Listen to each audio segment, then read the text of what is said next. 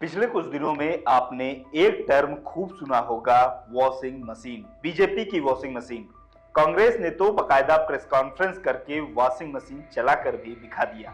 इसके जरिए विपक्षी दल बीजेपी पर केंद्रीय एजेंसियों के दुरुपयोग का आरोप लगाते हैं। भारत में सरकार चाहे जिस भी पार्टी की रही हो, सत्ताधारी दल पर विपक्ष के खिलाफ सरकारी एजेंसियों के दुरुपयोग के आरोप लगते रहे हैं। ये कोई नई बात नहीं है। पिछले कुछ सालों में विपक्षी दलों के सांसदों, विधायकों, नेताओं या जिस राज्य में विपक्षी दलों की सरकार है वहां से केंद्रीय एजेंसियों की एक तरफा कार्रवाई की खबरें खूब सुर्खियों में रही। खासतौर पर प्रवर्तन निदेशालय की कार्रवाइयों पर विपक्षी दलों ने सवाल उठाए। विपक्षी दलों के कितने ही नेताओं को गिरफ्तार किया गया, कई सारे अभी भी जेल में हैं। मुख्यमंत्री अरविंद केजरीवाल समेत आम आदमी पार्टी की तो पूरी टॉप लीडरशिप ही इस वक्त जेल में है। जहां एक तरफ बीजेपी से भ्रष्टाचार के खिलाफ केंद्रीय एजेंसियों की स्वतंत्र कार्रवाई बताती है, वहीं दूसरी तरफ विपक्षी दल आरोप लगाते हैं कि अगर ये स्वतंत्र कार्रवाई है तो फिर बीजेपी के ऐसे नेता जिन पर भ्रष्टाचार के आरोप हैं उनके खिलाफ केंद्रीय एजेंसियां कोई एक्शन क्यों नहीं लेती। साथ ही विपक्षी दलों की ओर से बीजेपी पर यह भी आरोप लगाया जाता है कि सत्ताधारी पार्टी केंद्रीय एजेंसियों के जरिए उनके नेताओं को डराती है, धमकाती है, उनके खिलाफ केस दर्ज करती है, लेकिन जैसे ही नेता अपनी पार्टी बदल देता है कार्रवाई बंद हो जाती है। विपक्षी दलों की ओर से बीजेपी को वॉशिंग मशीन कहकर भी तंज कसा जाता है कि जब तक नेता विपक्ष में है वो भ्रष्टाचारी है, लेकिन जैसे ही बीजेपी के साथ आता है पाक साफ हो जाता है।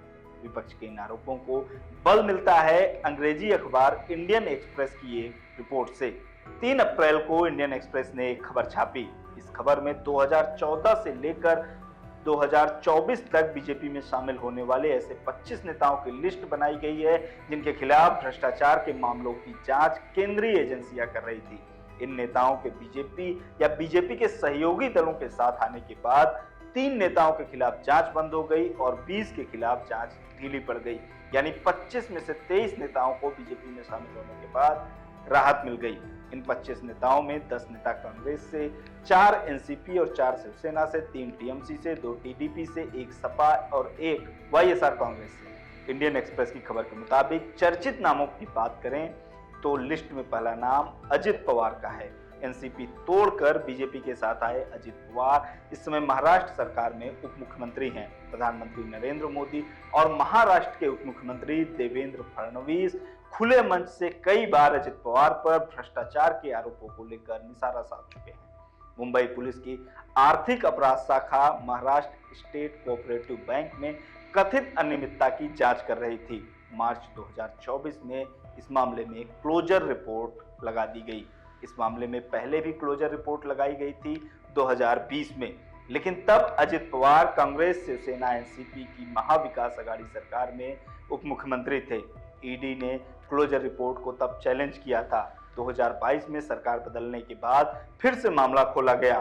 बाद में अजित पवार भी जब बीजेपी के साथ आ गए तो इसके 1 साल बाद यानी मार्च 2024 में इसने क्लोजर रिपोर्ट फिर से लगा दी गई। दूसरा नाम है प्रफुल्ल पटेल का। एयर इंडिया के लिए 111 एयरक्राफ्ट खरीद के मामले में और एयर इंडिया इंडियन एयरलाइंस के विलय के मामले में भ्रष्टाचार के आरोपों की जांच चल रही है।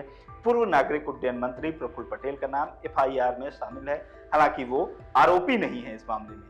2017 में सीबीआई ने एफआईआर दर्ज की। 2019 में ईडी ने चार्जशीट में प्रफुल्ल पटेल का जिक्र किया। 2023 में प्रफुल्ल पटेल एनडीए में आ गए। मार्च 2024 में सीबीआई ने क्लोजर रिपोर्ट दाखिल कर दी। इसी तरीके से शिवसेना सांसद प्रताप सरनाइक के खिलाफ उनकी कंपनी में अनियमितता की जांच ईडी कर रही थी। प्रताप के घर ईडी ने छापेमारी भी की थी। उनके खिलाफ ED national stock exchange limited में कथित फ्रॉड के मामले की जांच भी कर रही है। जून 2022 में प्रताप सरनाइक एनडीए के साथ आ गए। सितंबर 2022 में कोर्ट ने सरनाइक के मामले में दाखिल क्लोजर रिपोर्ट को एक्सेप्ट कर लिया। फिलहाल उनके खिलाफ कोई एक्शन नहीं लिया गया है। दूसरे मामलों में जांच चल रही है। ये 3 मामले ऐसे हैं जिनमें क्लोजर रिपोर्ट लगा दी गई है, जबकि 20 नाम ऐसे हैं जिनके मामले अब ठंडे बस्ते में हैं। लिस्ट में पहला नाम है असम के मुख्यमंत्री हिमंता बिस्वा शर्मा का। असम कांग्रेस के कद्दावर नेता रहे शर्मा ने 2015 में बीजेपी ज्वाइन की थी। 2014 में उनके यहाँ सीबीआई छापा भी मार चुकी थी और पूछताछ भी कर चुकी थी, लेकिन बीजेपी में आने के बाद उनके खिलाफ चल रही जांच का मामला ठंडे बस्ते में है। इसी तरीके से नारदा स्टिंग केस में आरोपी शुभेंदु अधिकारी का मामला भी ठंडे बस्ते में है। शुभेंदु अधिकारी 2020 में बीजेपी में शामिल हुए थे, इससे पहले वो टीएमसी में थे।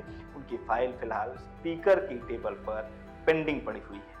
अजित पवार, प्रफुल्ल पटेल, शुभेंदु अधिकारी और हिमंता बिस्वा शर्मा उन चर्चित नामों में से हैं जिनके पार्टी बदलने के बाद जांच की प्रक्रिया धीमी हो गई या क्लोजर रिपोर्ट लगा दी गई। इस लिस्ट में और दूसरे नामों की बात करें तो कृपा शंकर सिंह, दिगंबर कामत, छगन भुजबल, संजय सेठ, कैप्टन अमरिंदर के बेटे रनिंदर सिंह, भावना गौली, हसन मुंसरिफ जैसे नाम शामिल हैं। इसके अलावा एक लिस्ट उन नामों की भी है जिनके खिलाफ जांच चल रही है और वो हाल ही में बीजेपी में शामिल हुए हैं, जैसे नवीन जिंदल, अशोक चौहान, तपस राय, गीता कोड़ा और बाबा सिद्दीकी।